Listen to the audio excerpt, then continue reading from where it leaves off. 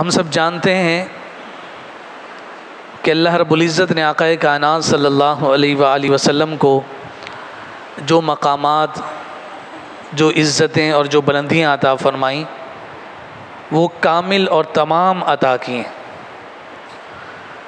جو بھی عزت اور جو بھی شرف حضور علیہ الصلوۃ والسلام کو عطا کیا گیا وہ بدرجہ کمال عطا کیا گیا، چاہے شریعت کے اعتبار سے ہو کہ دیگر شریعتیں جو حضور سے پہلے آتی رہیں ان کے مقابلے میں کامل ترین شریعت حضور علیہ الصلوۃ والسلام کی لائی ہوئی ہے.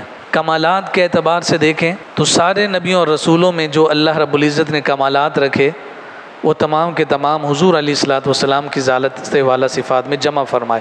اور پھر حضور جو دین لے کر آئے اس دین کو قرآن مجید فرقان حمید نے اکمل دین کہا، یعنی کامل ترین دین ہے. تو جب اللہ رب العزت کی جانب سے اکمل دین آ گیا تو اس کے بعد اب کسی اور ہدایت کی حاجت اور ضرورت باقی نہیں رہتی.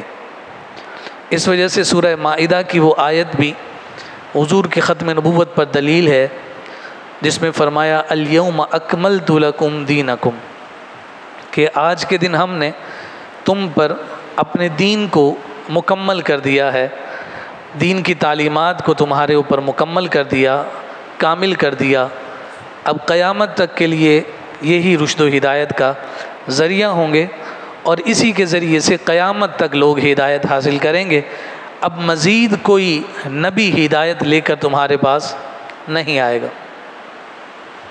یہاں پھر یہ اعتراض قائم کیا گیا کہ آپ یہ کہتے ہیں کہ حضور علیہ الصلوۃ والسلام کے بعد کوئی نبی نہیں آئے گا، لیکن ساتھ ساتھ آپ یہ عقیدہ بھی رکھتے ہیں کہ جناب عیسیٰ قرب قیامت میں دنیا میں تشریف لائیں گے. ایک طرف تو آپ یہ کہتے ہیں کہ کسی نبی نے نہیں آنا، دوسری طرف حیات مسیح کے قائل ہو کر یہ عقیدہ رکھتے ہیں کہ وہ قرب قیامت میں تشریف لائیں گے. تو یہ باتیں تو متضاد ہو گئیں کہ ایک طرف یہ کہنا کہ کوئی نبی نہیں آئے گا اور دوسری طرف عیسیٰ کے دوبارہ آنے کی بات بھی کرتے ہیں.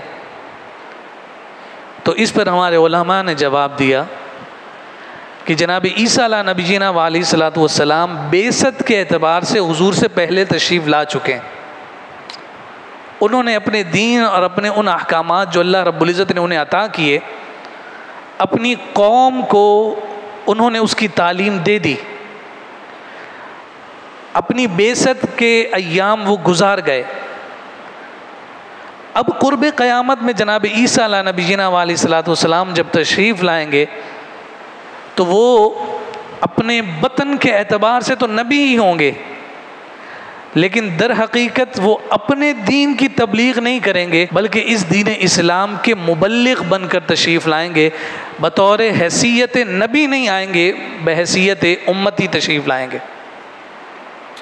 اور اسی لیے شیخ محی الدین ابن عربی رحمۃ اللہ تعالی علیہ نے فرمایا کہ نبیوں میں امام الانبیاء اور خاتم الانبیاء حضور علیہ الصلوۃ والسلام کی ذات ہے، لیکن کسی بھی امت میں خاتم الاولیاء نہیں ہے.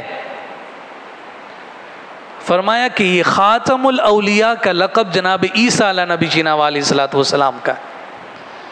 چونکہ خاتم الانبیاء حضور کی ذات، تو ولایت کا جو خاتمہ ہوگا وہ جناب عیسیٰ علیہ نبی جینا علیہ الصلوۃ والسلام پر ہوگا.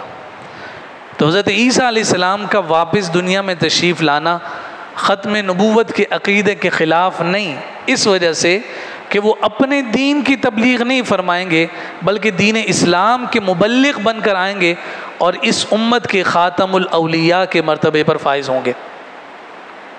اگر یہ بات مانی جائے کہ ان کے دنیا میں آنے سے ختم نبوت کا عقیدہ ٹوٹتا ہے تو پھر معراج کی شب کم و بیش 1,24,000 انبیاء بھی اپنی مبارک قبور سے نکل کر مسجد اقصیٰ میں حضور علیہ الصلوۃ والسلام کی اقتداء میں نماز ادا کر رہے ہیں. اس کا سب بات اس پر اجماع ہے کہ مسجد اقصیٰ میں تمام انبیاء نے حضور علیہ الصلوۃ والسلام کی امامت میں نماز ادا فرمائی.